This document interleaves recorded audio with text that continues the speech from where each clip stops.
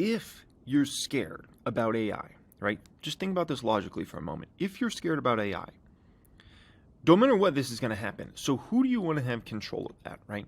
Would you rather have China be in control of that? Would you rather have Russia be in control of that? Would you rather have them be the leaders, right? Let's go back to the 1940s. Let's talk about the Manhattan Project. Would you have rather had the United States be in control of that, or would you rather have had Germany be in control of that, or somebody else in those days, right? You got to think about these things, because I can tell you it'd be a very different world if the U.S. was not, let's just call it, in the leadership position when it came to that, right? And so these are all things you have to consider in, from all different angles, right? And if you really think AI is any sort of danger, then some country is going to lead in AI. It's going to happen no matter what. Who do you want to be the leader? That's the big question, right? And so I just think that's, food for thought that everybody has to consider out there. Because if it's not us, it will be somebody else. If you're going to trust AI to make decisions for you, basically, right? You need to be 100% confident that that's the right decision to make, right? Like you were saying about like a cancer research or something like that, right? Or just think about any decision for your business.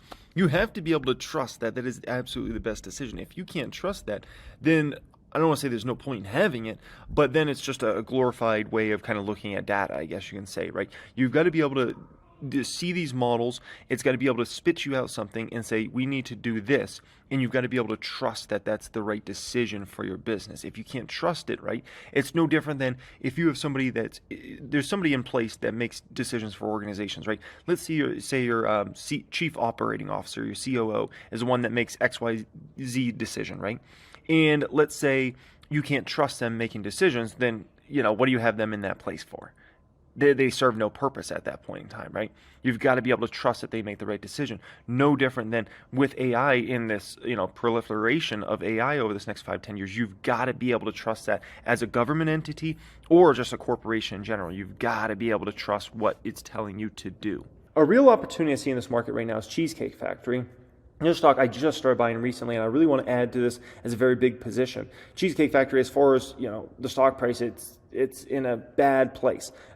Bad place. That's the best way I can put it. But in regards to this, right, the way I kind of view this, right, is this stock, this is like the last 10 years of Cheesecake Factory stock. It's usually a stock anywhere between $30-ish and $60-something. And the way I kind of view this is this was obviously the worst case scenario for Cheesecake Factory stock when it fell all the way under $17, which is about 50% downside roughly from here. Okay? That's not happening. That happened because we had one insane stock market crash, the fastest stock market crash ever there in 2020, but also because they were closing all restaurants around the United States of America. I don't know how many of you guys remember, during that time period, all restaurants were closed. We didn't know if companies like Cheesecake Factory were going to go under, because it's like these were just restaurant chains that literally couldn't even run their business, right? And so there was a real thought during that time period of oh my gosh, all restaurant chains could go out of business, right? And then obviously a lot of these companies pivoted to go food, and then a couple months later they started being able to open up restaurants and at least some capacity and things like that. Okay, so going down to $16-17 isn't happening. The way I kind of view this as max downside for a stock like Cheesecake is maybe 10 to 20%. That's if you get into a bad recessionary scenario and, just their business weakens massively from here, right? So that's the way I view it. Max downside 10 to 20%. Long-term upside, I think, is probably 100% plus. I think this is likely going to $60 to $70 over the next few years. And meanwhile, I get to collect a 3% plus dividend yield on the shares I'm buying now, right? Which, let's be honest, that dividend should get increased quite substantially over the next few years. And the worst of inflation is now behind us. So if anything, I would say they're likely going to be a lot more profitable over this next 12 months than they probably were over the last 12 months, regardless of what happens in the economy. So for a risk reward in this one, it's very attractive. Let's just call it that. When I'm looking at a stock that has long-term upside of 100% plus and downside of maybe 10 to 20% in a bad case scenario with that sort of dividend yield, I'll take that any day of the week. So I'm going to be a big buyer of Cheesecake Factory stock over this next, I would say, basically about the next 6 months or so in regards to this one, okay? Now, I had dinner with a friend recently, okay? And this friend, he was like, why is the market so high? He believes the market's so high, right? And he's like, come on, can't we crash this thing down or something like that, right? And he was basically saying, I have a lot of cash to buy with, but I'm scared to put in the market right now. Aren't we going to go down, something like that? And he kind of wanted my opinion, right? And Two things I have to say to this, okay? I'll tell you the same two things I told him. First off, does he think he's the only one that's cash loaded right now, right? And that was the first point I brought out. Because the fact is, right now, the amount of people I just know personally that are sitting on hundreds of thousands of dollars of cash or millions of dollars of cash and are way too cash heavy is a long list, folks. Is a long list. Now you say, oh, Jeremy, you must just know rich people or something like that. I'm just telling you, these people are way off sides. They're way heavy on cash right now, okay? And so the problem is, if you have massive amounts of people that are cash heavy, way too cash heavy, eventually people start getting impatient because they're waiting for the drop to happen. And sooner or later, people are like, damn it, like I got to get in this market. So slowly what you're going to start seeing play out over the coming months, in my opinion, is a lot of these folks on any dips in the market, they're going to start having to buy in, or they're going to be left behind, right? And so that's where it gets hard to get a massive dip. Like, why can't we just get the S&P 500 to fall 10, 20%? You need massive amount of sellers, and you need the folks with money on the sideline to not come in, right? It's like, why can't you get LA real estate to fall in a massive way? The reason you can't get LA real estate to fall in a massive way, right, is because at the end of the day, there's so many people with so much money in LA that if real estate prices just drop a little bit, they're ready to pounce like that and buy a real estate investment property or buy a property to remodel it and flip it. There's so many of those people in LA. And so it gets hard to get that market to drop in a substantial way because there's always money just sitting there, right? And so the same exact phenomenon is going on in the market right now where you've got so many people with so much money sitting in treasuries, savings accounts, CD accounts, waiting for this crash to happen, right? Because, the great financial crisis, we fell 50%. Why can't we fall that much now? And they're waiting, and they're going to continue to wait, right? The second reason I think the market's held up relatively well, despite everything that's been thrown at it, is passive investing, right? Because at the end of the day, we got to be honest, over the past 15 years, so many people have gravitated toward passive investing, where basically they just have a certain amount of their paycheck go into the S&P 500, or they do it themselves, whatever, right? And they're just consistently kind of buying into the market. And they're not worried about selling because they're not retiring anytime soon. So I think that's a big part of this, where people just, put money into the market. And so it always creates this buying pressure, and specifically around the S&P 500 and a lot of the NASDAQ stocks as well, a lot of the NASDAQ 100. And so I think that's another huge component why you can't get the market down in a massive way.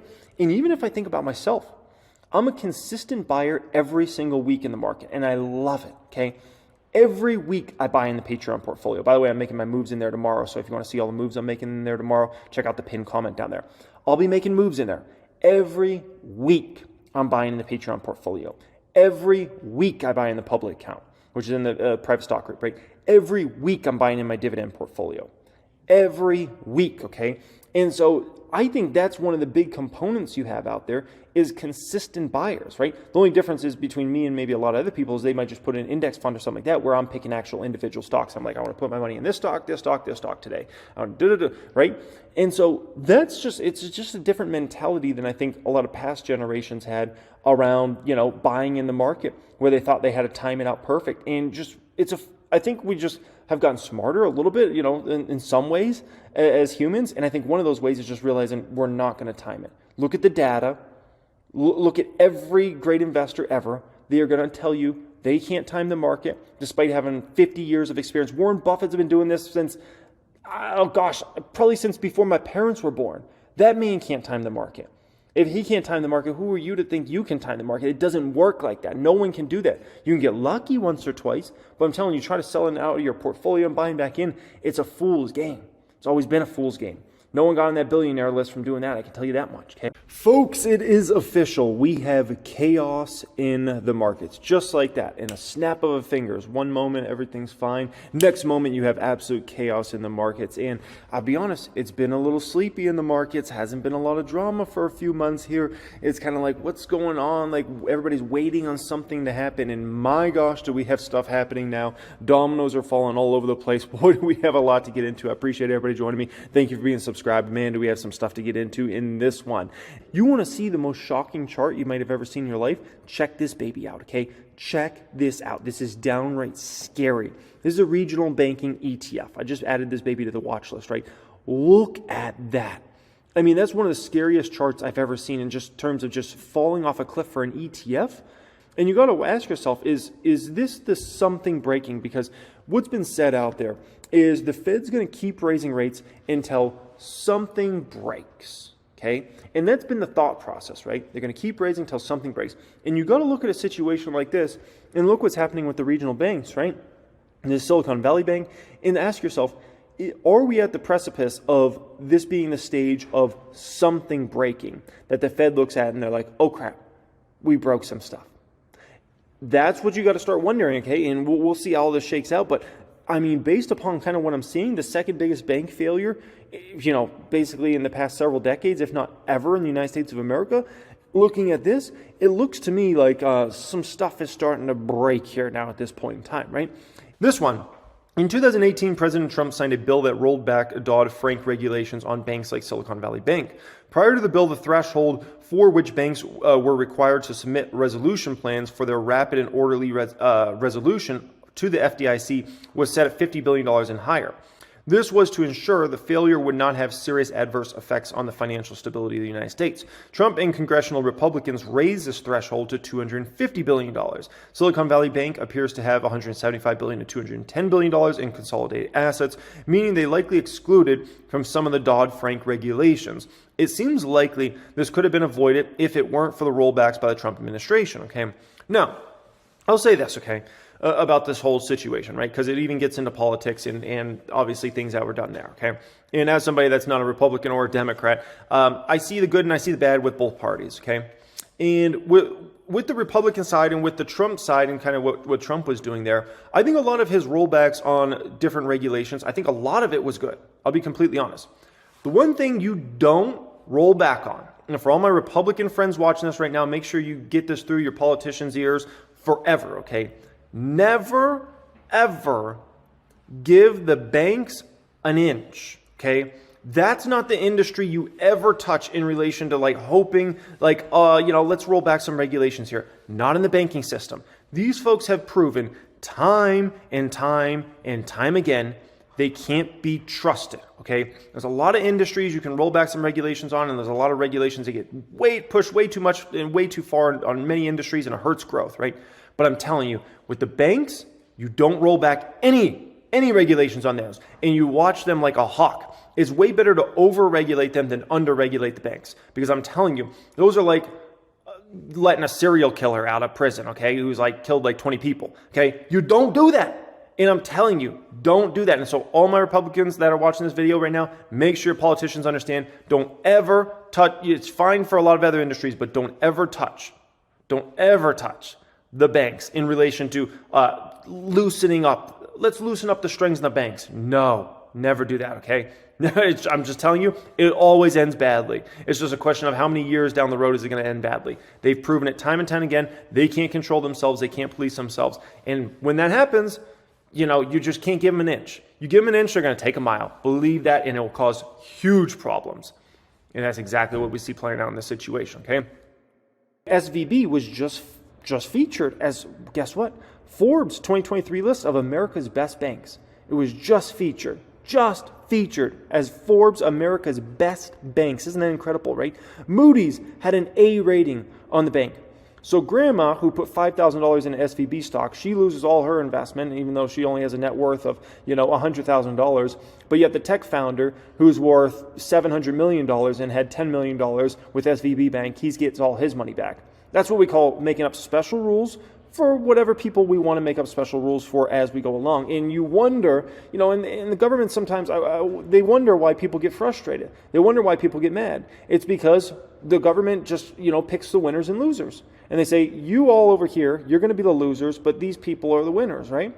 And yet, they won't bail out other things, right? A lot of us that had money in different other companies, right? Voyager, where's our bailout? Oh, we don't get a bailout. We're not important enough, right? Oh, that's because it's this. They'll always make up an excuse. Oh, you don't get a bailout over here, but these people over here get a bailout. There's always an excuse. They make up the rules as they want to go. We'll save this one, but we'll let this out. They did the same exact thing, by the way, in the great financial crisis. There's some institutions the government let fail, while other institutions got saved and got bailed out. And it's like, wait, why did this one have to fail and then this one over here get saved? Isn't that interesting, right? It's what we call picking the winners and losers. And ultimately, it's of huge frustration of the American public because they see this go on. The rules aren't clear of this game. And then the government comes in and they help whoever they want to help out. And other people are left standing there saying, where's my help? I lost money in this, or this didn't work out for me. How come I didn't get help, but then these people over here get help? If anything, they don't need help, right? So Roku had $487 million with the bank. That's $487 million, right? That was only 26% of their cash. But yet some person who, owned the stock or did this or that, who has a net worth of $10,000, they don't get helped. Isn't that interesting? It's what we call picking the winners and losers. And it's very frustrating when they just change the rules like that, right? And they say, oh, you know what? This wasn't the rule, but we're going to change it for these people, but we're not going to change it for these. It causes a lot of frustration, right? Now, in regards to stocks, right? And if you're looking at like big tech stocks and whatnot, don't be surprised if over the next, I would say several weeks, if not several months, the more growth names outperform significantly the value names in the market now at this point in time, right? Now that the Fed's been shown to just, they're a chihuahua in this situation, don't be surprised at all, right? Wall Street's going to try to make it not look too obvious. They're going to try not to rocket these stocks too quickly, but just watch the move over time here, essentially, right? And don't be surprised at all if growth way overdoes value, right? Basically, when it comes to Chipotle stock, this stock has appreciated over 3,400% over the years. 3,400%, right? Since this company basically went public and kind of broke apart from McDonald's back in 2006. If you didn't know, McDonald's actually used to be a huge investor in Chipotle back in the day, okay? But what's important with this is, think about Chipotle, right? Almost everybody loves Chipotle. Like, people love to eat at Chipotle, right? Such a simple stock. Such a simple stock. And look at the gains it's given you. And I try to point some of these stocks out to you guys sometimes because it just goes to show you, you don't need to be in the most complicated, confusing, crazy companies to get the most insane gains you could ever possibly imagine. And I show you guys these stocks. I show you Ulta. I show you Estee Lauder. I show you Monster Beverage. I show you Chipotle and so many of these various companies that it's just like they're the simplest companies. And yet they give you the most insane returns you could ever imagine. From a flippin' flapjack and restaurant chain that serves you burritos and you say, I want steak, I want chicken, I want lettuce. And it's like, oh my gosh, like how could it be that simple to make so much money in the market? How could it be that simple? And you begin to understand, oh wow, well if they expand their restaurants and they get this many restaurants and they make this much profit per restaurant, and then you start running the numbers and it's like, wow, okay, this is actually a way bigger opportunity than I thought it was, right?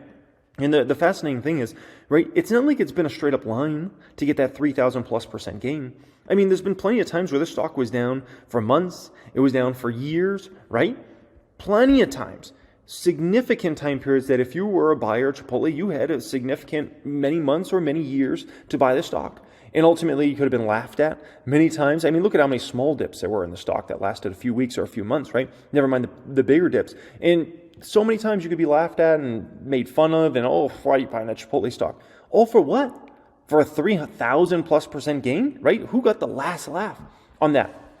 WBA, Walgreens has started to get some footing here. This is a huge dividend yield, obviously. 6% dividend yield. As far as what they're expected to make in 2023 for EPS, it's less than a 50% payout ratio on this one based upon what their dividend yield is currently, based upon what they're supposed to basically have EPS of this year, okay? Now, in relation to Walgreens, right, they came in and they actually beat nicely. They beat on earnings per share.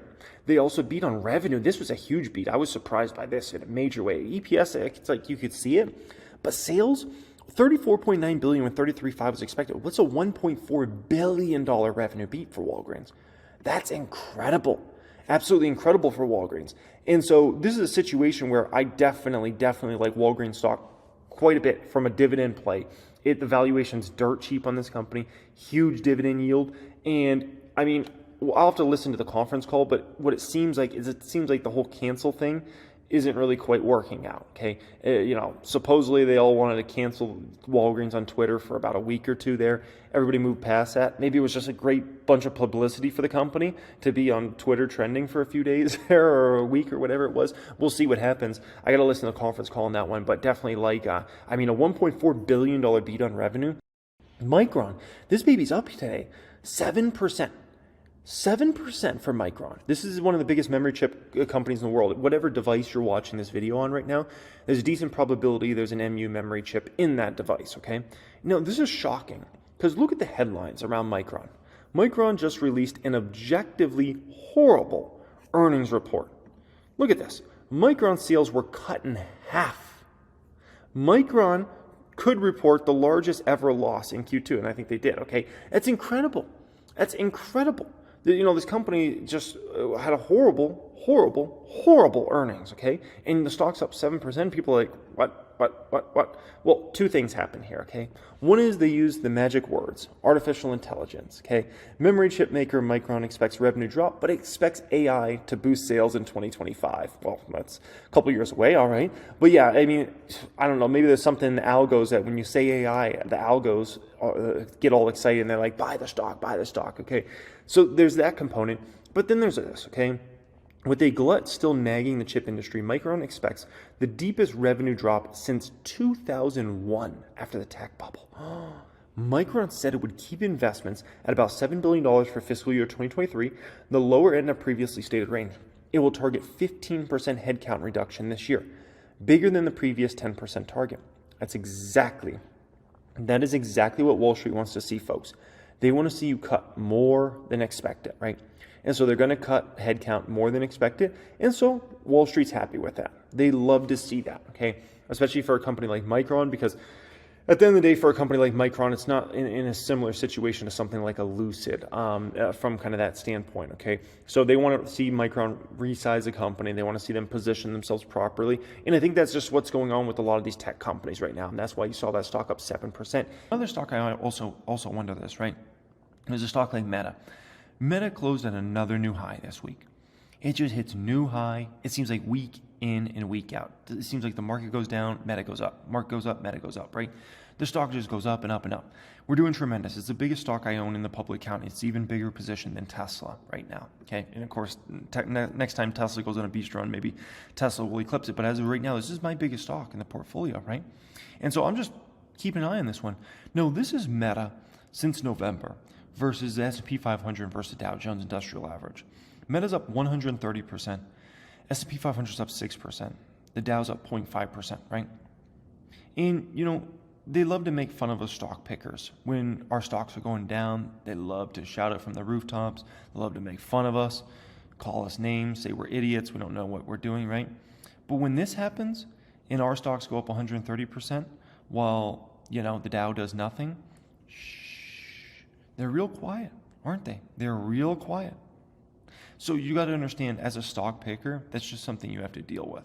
When things aren't going right for you, you're gonna have people screaming from the rooftops. When things are going wrong for you, I should say, and when things are going right for you, no one's gonna be there to pat you on the back. They might be there to ask you for some money, but they're not going to be there to do about anything else for you, okay? And so just keep that in mind and remember who you're doing this for. You're doing this for yourself, right?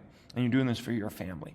And so, you know, whatever other people's opinions are, it'll all's irrelevant in the long term, right? Because the only people that really care about you are your family, or you, right?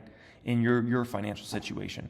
And so don't let other people discourage you from what you're up to, what you're doing, what you're accomplishing. Because when you have that success, they're not going to be there to celebrate you. I can tell you that. Unless it's to ask for money from you. That's about it, okay? That's about it. So, you know, that is what it is, right? You got to understand the life of being somebody that makes your own investments, right? And not just being somebody that puts money in an index fund, for instance, right? This was the year-to-date return as of the end of February. We'll have the new March numbers out here shortly, right? And obviously, we've just been killing the market this year. Last year, the market wrecked us. This year, we're wrecking the market, right? And you're going to have different years. It's kind of like a roller coaster ride, I guess you could say, okay? As an individual investor, and it's even like that as an index fund investor, right? Because you have ups and downs in the market, but it's more of an extreme roller coaster when you're making your own portfolios, making your own investment decisions. But you got to understand, like, you know, when you have one of those really bad years, you can come back just as fast and absolutely crush the market, right? I mean, Fidelity has us at what, almost a 10x of the market so far this year. It's insane. I mean, that's not just slight outperformance, that's insanity outperformance, right? And so this is the important factor to keep in mind when you're an individual investor in the market is you're going to go through some time periods. Don't get depressed. Don't get discouraged. Don't give up, okay? Everything that you're trying to do in life is hard. I'm sorry, you're trying to do anything special in life, it's going to be difficult. You're going to get through those challenges, and you have two options. You can quit or you can keep going with it, right? And it's no different than when I was a kid and I did sports. There's a lot of kids that want to play on my football team. And I can tell you within the first few weeks, a ton of those kids dropped out. It was too tough. They couldn't take it, right? And same thing with track and every other sport that's a hard sport is a lot of people will try it, and then a lot of kids realize, oh man, this is a little tougher than I thought. I'm going to drop out, right? And so an important thing to keep in mind is when you're investing, don't get discouraged. Stay with it. Stay focused on long term. Put in the work. You don't put in the work, you're not going to get the results. But you're going to understand you're going to have ups and downs in this game. There's no such thing as only ups. There's no such thing as every single year I'm going to outperform the market. That doesn't work like that. Even Warren Buffett can't do that, okay? No one can do that. The bottom line is how are you doing over a 5, 10, 15, 20-year period, okay? And that's why you just got to keep putting in the work, stay focused, stay on your strategies, and things will play out. You put in the work, you have the right strategy, things are going to play out for you. You just have to give it some time sometimes. And people get impatient, they get frustrated, and they give up ultimately, right? What Warren Buffett said nothing, okay? Warren Buffett avoided that question like the plague in terms of has the Fed done too much? Should they keep raising? Anything like that, okay? So he refused, and Warren Buffett said Jerome Powell's been doing, in his opinion, a great job. And so I thought that was interesting as well, right? Now, Warren Buffett tends to be more of a positive person, so, maybe there's that, but he didn't say anything bad about Jerome Powell. He didn't say anything bad about the Fed in terms of Warren Buffett. And in a time period, it's interesting to hear that because I can tell you everybody's been criticizing the Fed. I mean, watch CNBC, and everybody's either has an opinion that they should have been raising faster, or they should be at a higher rate than they're at now, or they should be at a lower rate, or everybody's got an opinion.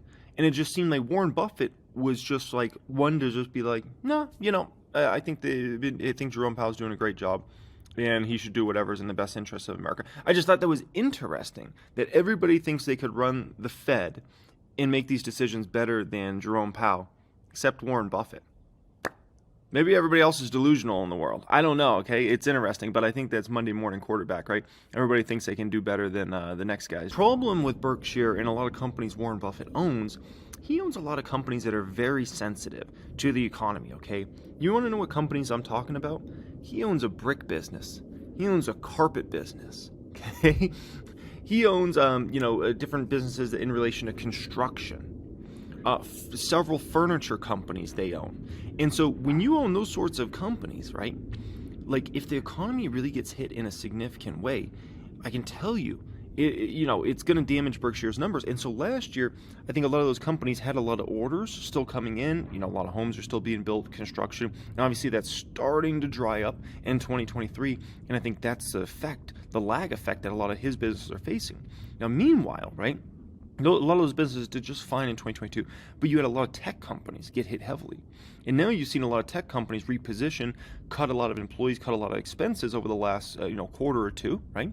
And then I think a lot of these tech companies are going to report insane profit growth in the back half of this year, regardless of what happens out there. I'm talking Amazon, I'm talking Meta. There's a lot of them that you're going to see their EPS really take off like a rocket ship in the back half of this year, 3Q, 4Q. It's going to be, in my opinion, rather shocking to a lot of folks when they see those sorts of numbers coming in 3Q, 4Q, the net income growth year over year, the earnings per share growth. But for a lot of companies Berkshire owns, there's been a lag effect. And unfortunately, I do think that's going to hit Berkshire over this next bit of time here. And like I said, it's a lag effect here with Berkshire. And so, in terms of Berkshire stock, I mean, if I had to guess, I wouldn't be surprised if Berkshire underperforms a little bit over this next 12 months, especially if there's any more weakness in the overall macroeconomic landscape here. And so if we look at what companies Berkshire owns, there's three that could be a potential in terms of that 22% number down, right? One could be See's Candies. Probably not. I don't think small transactions like that have really been hurt. I think it's one of these two businesses that's likely the 22% down year over year. I think it's likely either Nebraska Furniture Mart or RC Willey. Both those are furniture companies, and put the pieces together, right? Think about it. Home sales, bad right now. Not a lot of people moving and not a lot of people doing bigger ticket purchase items like furniture and going out and spending, potentially thousands of dollars on new furniture. So if I had to guess, I would bet you that it's one of those two players that likely is having their numbers down 22% year over year. And if I had to guess, I think it's Nebraska Furniture Mart. Because think about it for a moment, right? Who's Warren Buffett more going to pay attention to? R.C. Willey? Not really, but he cares about Nebraska Furniture Mart in a huge way. From my understanding, Nebraska Furniture Mart, number one volume seller out there, right? So who knows? Just my opinion on that. You could say maybe it's a diamond company like Ben Bridge, Hellsberg Diamonds. I don't know about that. People are still getting married. A lot of those events that had been postponed are still going on. So if I had to guess, furniture, okay? That's what I'm thinking in regards to that, right? Third thing that was scary is this man mentioned this several times. He said that Berkshire is built to be the last man standing, right? I think I spelled Berkshire wrong there. He said it several times. And he kept alluding, and I never really heard him describe Berkshire as last man standing, right? But it just kind of goes to show you that maybe he's thinking things could deteriorate in the economy, right? And he's built a company here that regardless can, get through any sort of situation. But also, I do think Warren Buffett's very aware that likely any Berkshire Hathaway shareholders are likely watching this interview, right? So I feel like he kind of talks in code a little bit to his shareholder base when he's describing things like we're built to be the last man standing, to give the shareholder base confidence, right? But also it is kind of a scary commentary when you hear somebody like Warren Buffett continue to mention this over and over again. We're built to be the last man standing. Oh gosh, okay, are you going to be the last man standing? Like, what are we talking about here, okay? Let me tell you about my conspiracy theory, okay? My conspiracy theory has always been Wall Street, big money, is going to put big pressure on the Federal Reserve to start lowering rates this summer. How do they do that? Tank stocks, report bad numbers, and the Fed will lower rates, and especially if CPI continues to come down, which is a realistic expectation, especially if you're expecting the economy to get worse. And so I've always had this little conspiracy theory of mine that Wall Street's going to force the Fed's hand to lowering rates at some point this summer, okay? And like I said, they do that by tanking the S&P 500 10 to 20%. And so if that's a scenario that plays out, right, and it might not play out, but let's say it's a scenario that plays out, then that's a double whammy hit for a company like RH. Because if that happens, this baby's going under $200 for sure if that's a scenario that plays out, if we're going to have a 10 to 20% pullback in the S&P 500. It may be even under $150 in that scenario, but also their business would get hit. Because remember who the clientele is of a company like RH, a lot of high net worth individuals. If the stock market gets hit heavily, I can tell you, there's a big pullback in furniture spending, new luxury home sales, luxury home sales have already fallen off a cliff over this past year. I wouldn't be surprised if it got worse if we saw a major pullback in the S&P 500. Then we'd likely see a bottoming of the business in likely early 2024, and then it's kind of up and away from there. So my hope is actually that scenario plays out there because that would be a very attractive kind of buying opportunity for RH there, okay? It was actually the RH CEO on the latest conference call RH had, okay? And he said in this conference call, he's like, people, don't fear a recession. Like, recessions come and they go. Like, we're going to have recessions. Don't fear that. Fear what we had in the 1970s, when you had inflation go crazy, then come down a little bit, go crazy again, come down a little bit, go crazy again. And they kept having to raise rates again and again and again until, what was the Fed funds rate at the peak? 20% or something like that? And so there was just a great perspective I heard from the RH CEO that I was just like, I think more people should probably be in that thought process, because I can tell you, if you had to say, would you rather go through, a recession, that usually lasts, I mean, it depends on recessions. It could last, 9 months, 18 months, something like that. Or would you rather go through an entire decade of this, right? And a lot more of this than that, okay? So I think that's a fair point. Don't fear a recession. Do fear something like that happened in the 1970s. And obviously that's what the Fed's trying to avoid here. They do not want one of those situations, because I can tell you, that makes things very bad for a lot of people for a long time. And recessions, you can get over that. I mean, even in the Great Financial Crisis, like it was really bad, and that was an extreme recession, right? That was the worst recession we pretty much had in an insanely long time. Some say since the Great Depression, right? And so that was dramatic, but at the end of the day, we made it out. Yeah, it was a slow recovery over the next few years, but we made it out, and then we had a prosperous next decade. And so, Yeah, I like that perspective from the RH CEO. This makes me so disgustingly angry. It's not even funny, okay? Because here we are with this Nick Vlahos, right? He ran the company, and the company has this really good brand that I think is really because of Jessica Alba and some of the other team members. I don't think it had anything to do with him. So as CEO, it's really about execution, right? Execution.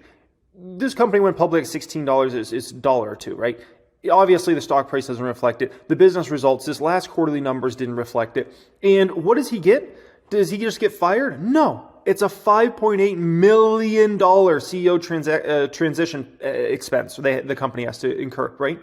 And this is a frustrating thing, I think, for all of us that are stock market investors, is when a CEO does bad, they get golden parachutes when they get fired. And it's like, if I do a bad job, like nobody watches the channel, right? If you do a bad job at your job, you're canned, right? Like they'll can you. You're not getting a golden parachute package. They're like, bye.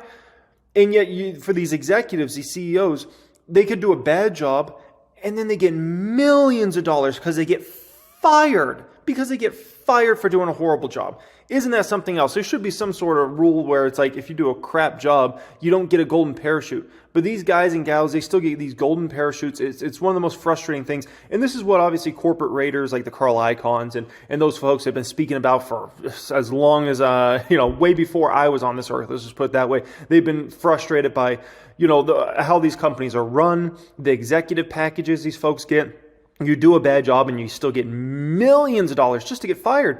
It's like, what a sweet gig, right? Do a bad job. It's almost like you want to get fired on purpose because then you get millions of dollars when you get fired. It's a beautiful, beautiful thing, right? A lot of people want to know, obviously, do I still think Honest is my next elf, right? Do I think Honest is my next elf? I would call it, it's not looking great, okay? I would say that it's not looking very good in regards to this whole situation, right? I'm hoping Carla turns around this ship and actually executes it. I listened to the conference call. She sounds focused on profitability, sounds focused on margins, all those things. But at the end of the day, that's all just talk, right? She came over from General Mills. She was a former vice president of Amazon, obviously. She's got a lot of good experience, but now it's like, dude, you gotta put up the numbers now at this point in time, right? And so I'm not gonna even get too excited about it because it is what it is, right? So I'm going to hold the stock, but it's a very, very frustrating ordeal. Very, very frustrating, right? So at this point in time, the bulls are in full charge. In any situation we really win, from my perspective, right? If the market tanks huge, great. I get to buy stocks for very cheap. Plus all my hedges are going to print money in that situation. I can go ahead and flip those into long positions, right? And if the market just continues to go up, well, I'm net long. So that'd be a situation where obviously I would just make a lot of money unless every day I have an honest stock, which isn't very realistic in terms of that, right? And so for us bulls, we're the captain of the ship now at this point in time, right? And the bears are just really off sides. And every time they think they got something going for them, it gets shot down so quick now at this point in time. And it's been like that for really like the past 5 or 6 months. They get something, a hot CPI, and then that just kind of fizzles off, right? They get banking collapse, and the Fed's like, hey, we got it. We'll do whatever it takes to make sure everybody's deposits are guaranteed. We don't care if it's 250 or it's 250 million. We got it. And it's like, and so as a bear, you're kind of running out of these scenarios to kind of help yourself out, right? And never mind that, a lot of these bears, they played a lot of these put options and short positions. Meanwhile, being long oil and gas and stocks like that, and it's just like I don't know what they were doing, but that doesn't even correlate in regards to that. I mean, that's if you're bearish on the economy and everything, you can't be bullish on oil and gas stocks. Like, that's not the way this works, or commodities in general, because those things all fall. If you know anything about an economic cycle in the downturn. If you are talking about the economy getting bad or anything like that, commodities are always hit bad. And so, that whole situation is not just, I think bears are just really caught off sides this year. Just like we as bulls were so caught off last year. Okay. And, that's the market for you. That's the market for you. And usually bulls are 7 out of 10 years. Usually bulls are right. Then you get 2 years where it's kind of like, maybe both are right. And then you get kind of 1 out of 10 years that bears are completely right. And last year, damn it, those bears had us, man. They had us on the ropes and they were smacking us around good. Peter Lynch, Ben Graham, Warren Buffett, great investors, great, just some of the best you could ever listen to, right? I wish more people read some of their books over time, right? But there's an issue. A lot of people, they think that's too much work, so they'd rather watch TikTok videos than actually read a book nowadays. That's unfortunate. But I wish more people would read some of these books. And I also wish that a lot of people actually retain the knowledge they're being taught and actually practiced what these gentlemen preach. Because what these gentlemen tell you time and time again is you're not going to be able to time out this market. You have to stay optimistic. But people will hear this stuff from these great investors that have tremendously more success than anybody else, right? And they'll say to themselves, you know what? I think this time's different. I think my philosophy's better. I think, trying to time out the market and I'll go bullish when I feel everything's good again and those sorts of things. And they go against like everything they're taught by these people that have been through the markets before. These people have invested during inflationary times before, deflationary times, recessions, maybe not depressions, but pretty close to that, right? They've invested during different turmoil in the market, right? All these different scenarios, and they're going to tell you this specific set of strategies, and people still go away from them because somehow these people think they're smarter than Warren Buffett. They think they're smarter than Peter Lynch, right? But in reality, they're just scared. They're just scared. And they'll make excuses on why they should do this or do that, rather than take advantage of deals in the market when those deals are presented to themselves, right?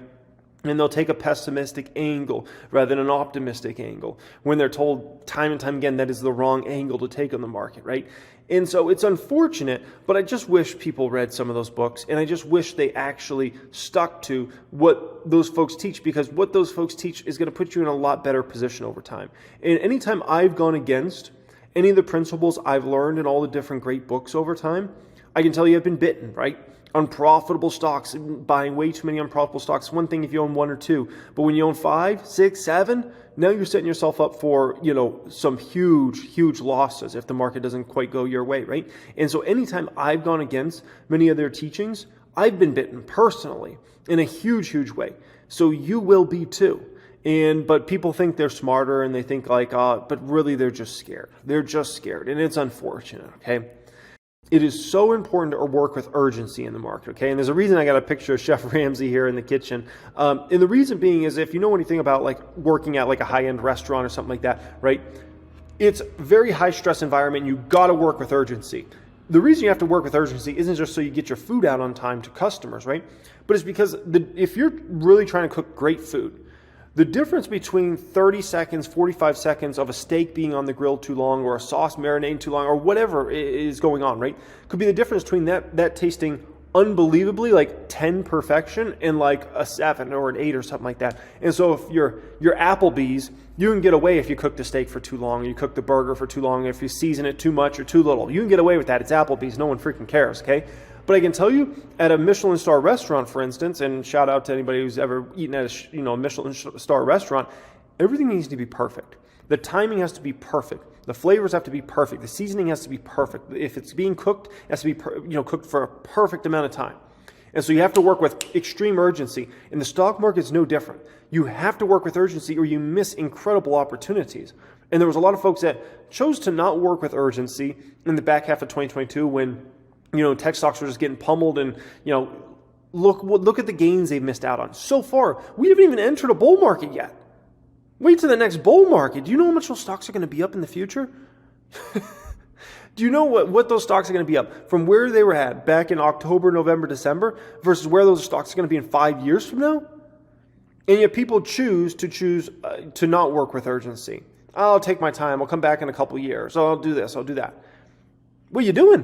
What are you doing, man? You're wasting time. You're wasting time not working with urgency in the market.